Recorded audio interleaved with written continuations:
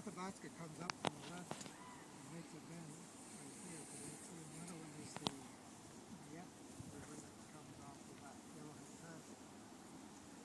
So this was a bit coming together point. As I mentioned in the fur trade,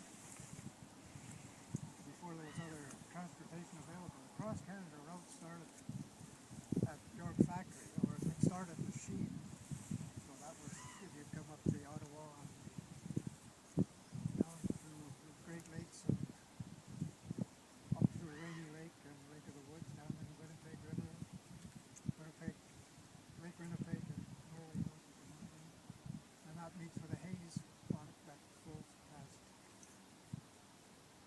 for York Factory in it. So it's all connected waterways. But this main road here came up to North Saskatchewan to Edmonton. It was a 140 kilometer plus before the center point. So one of Fort Edmonton's jobs was to raise horses for that portage. And then there was this 140 kilometer portage from the Athabasca over to the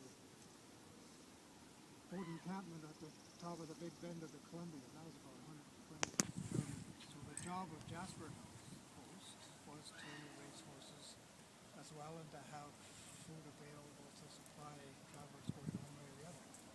So there were regular brigades that went twice a year, one from York Factory to Fort Vancouver at the end of the Columbia and the other one coming back. And they came through here, and we know there are, we're going to follow the valley, but there are pinch points where we know the trail had to be.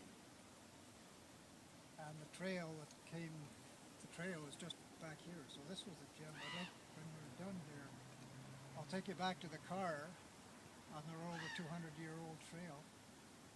And just imagine all those guys that came through. George Simpson came this way. And McMillan and McTavish and all those guys. And Paul Kane, the artist, came through here. Two ways. David Douglas came back this way. He was the other botanist. Tree? That's the tree that's named after this tree, Douglas fir, right? Yeah.